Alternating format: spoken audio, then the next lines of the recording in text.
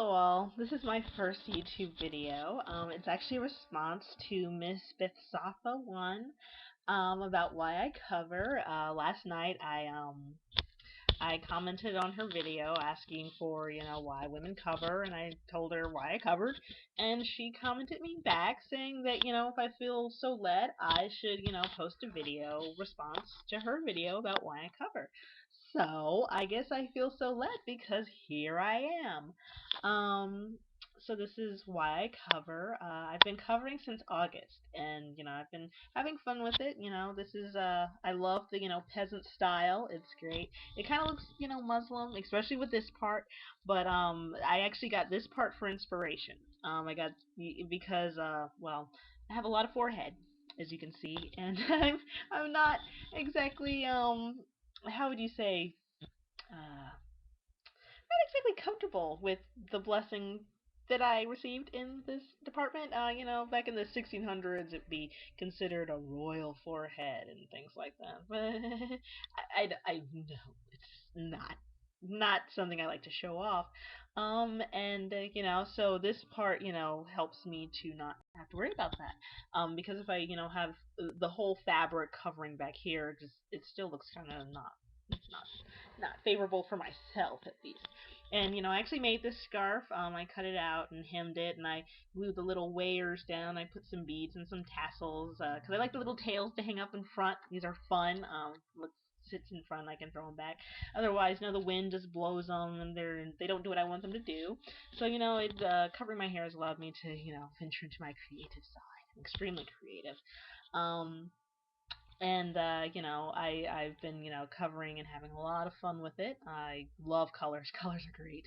So anyway, like I said, I've been covering since August. It's not the first time I've covered though. I started in about November of 2008.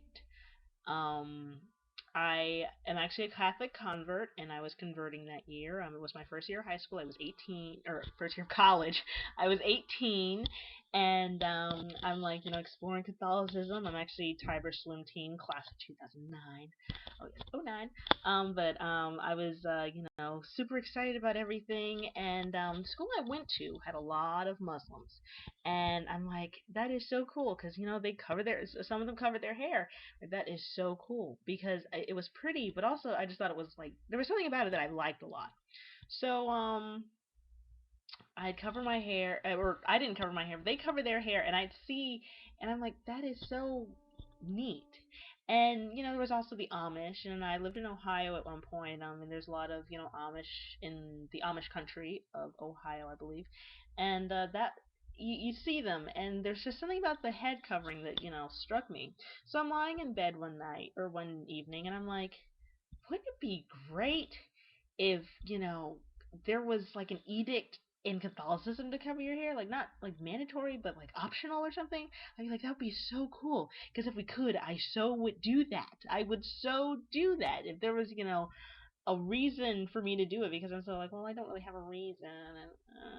But then I go to Google and I look it up, and I love Google. Google is my friend. I mean, everybody's like, oh, it gives you so many different things that you don't want. That's why I go to Google, because it gives me so many different things I don't want, and then I can find out new things. But anyway, I go to Google and I'm like, and it says 1 Corinthians 11, and I'm like, you're kidding me. So I look it up and I'm like, that is amazing. That was absolutely awesome. So what did I do? I immediately started to cover. And I made two mistakes in doing that.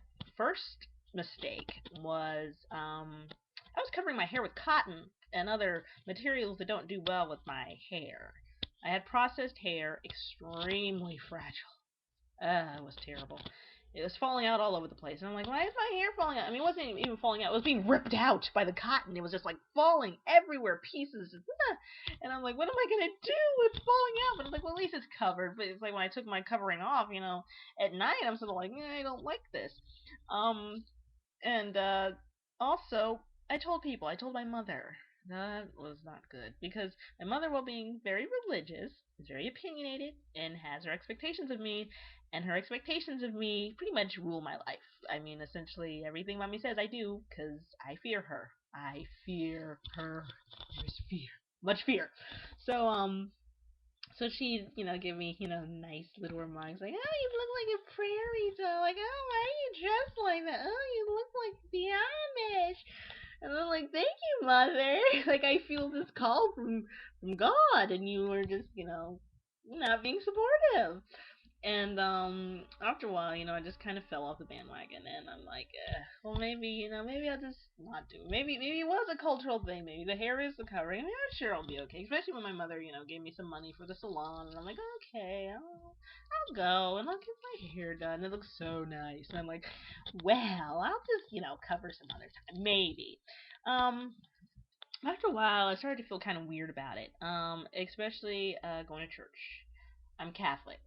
So essentially, you're sitting in front of God Himself, Jesus Himself. The Eucharist is Jesus Christ, and it, I can't say it any more literally than that.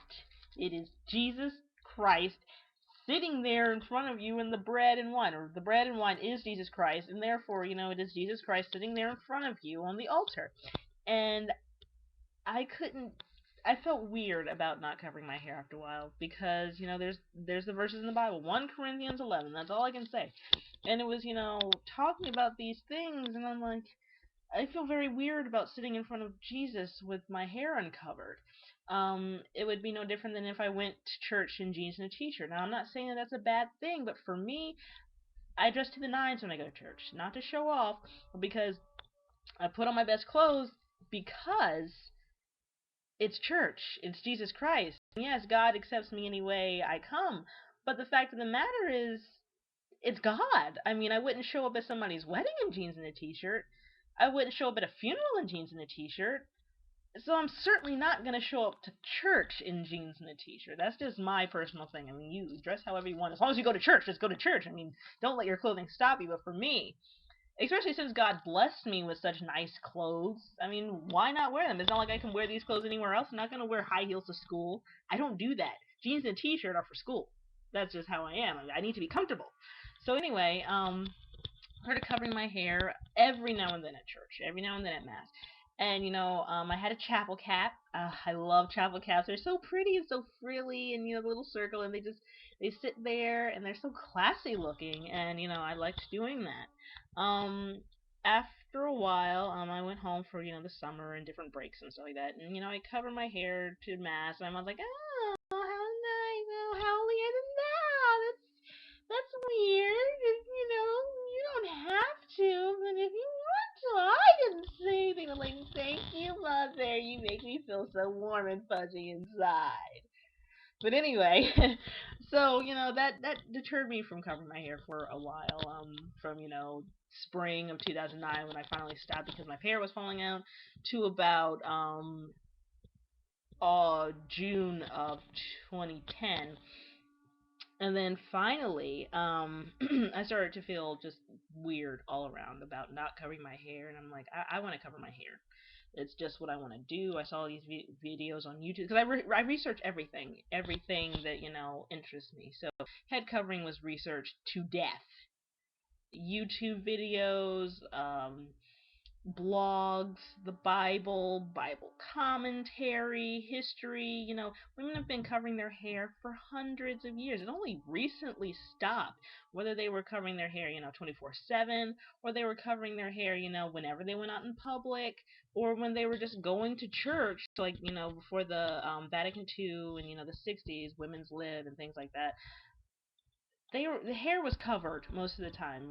Women just, it was just the norm, and they had some great hats. I mean, women worked with it to the point, like, yeah, they might have been doing it for modesty or religious purposes, but you couldn't tell because they were very nice looking hats. Because some things, you can tell they're religious because it's sort of like that looks religious, but these were like, that is a nice hat. So after that, I'm like, I need to start covering my hair. It's just what I need to do. And but before I did that, I'm like, I need to get rid of my processed hair. That's just the way it is. There are a few reasons to that.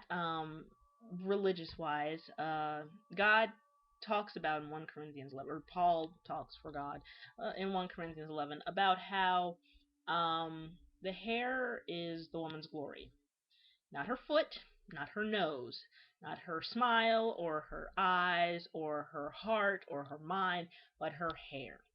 I don't know why. I mean, why did God pick that one part of your body to be your glory? I don't know. I mean, it's nice looking stuff, but I mean, it seems like, like your mind is your glory or your heart is your glory, but it's the hair. And that struck me as so interesting because it's like the hair.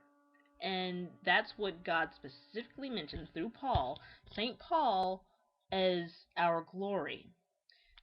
And unlike, getting a tattoo on your foot or, your nose changed with plastic surgery, they aren't mentioned in the Bible as your glory. Not that I get those things done, but your hair is. I'm like, I'm doing a lot. $75 every 2 months, $30 every month to alter and maintain the altered state of my hair, my glory.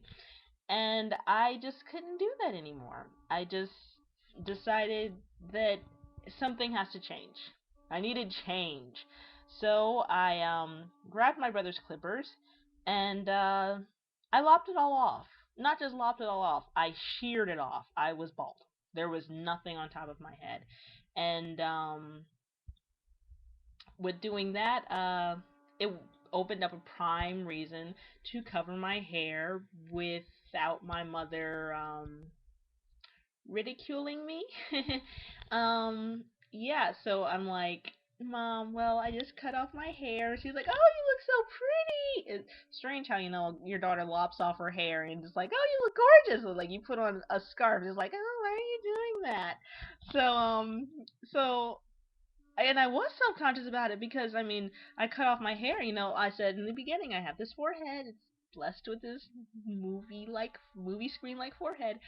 And taking off all my hair, there was no divide between the skin and the skin. So it was like skin, forehead for as far as the eye can see.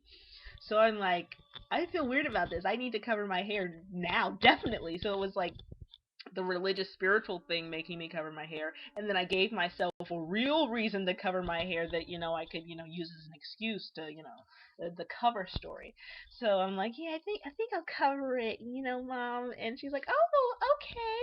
So I started covering it, and not all the time because it looked pretty nice. And I was like, oh, you should leave it out. It looks so cute, and it did. I mean, I have a very nice head shape. I'd have to say, my got it from my father, and it looks pretty nice.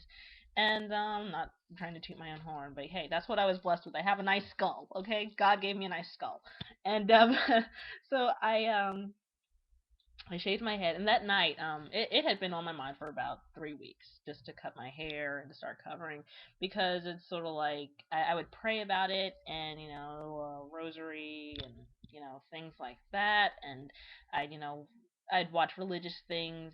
We have plenty of religious Catholic stuff all over the place, CDs, books, things like that. And it wasn't just about head covering, but just Catholicism in general. And when I get into a Catholic mood, I mean, I am like Catholic, Catholic, Catholic. I mean, I get crazy sometimes. But anyway, I was like, okay, I'm gonna do this. One night I've been reading, listening to Catholic music, and things like that. The Gregorian chants and stuff. And I'm like, okay, I'm gonna do this. Let's do this. And afterwards, I cried. I'm like, God, why do you want me to do this? And I had actually done Lectio Divina the days before, and I ran into this verse that said, it was Jesus was talking to the apostles, and they're like, well, why isn't anybody listening to us? And Jesus is like, I think that's what happened. Jesus is like, um, I have revealed, or these things have been revealed to you. Not everyone else is going to see them. They will see, but not, see, and hear, but not hear. And it was like, when you do Lectio Divina, it's kind of like that's kind of what you're looking for. I think somebody correct me. If that's not what Lectio Divina is, but you read and spiritually you are drawn to certain verses, and I was to that. It was like I was being spoken to. Like, things have been revealed to you, and they probably won't be revealed to anyone else, but they've been revealed to you. And I'm like, oh, so that's why. That's why I cut my hair. I mean, I didn't cry because it's like, oh, I cut my hair, I look bad. I'm like, why does God want me to do these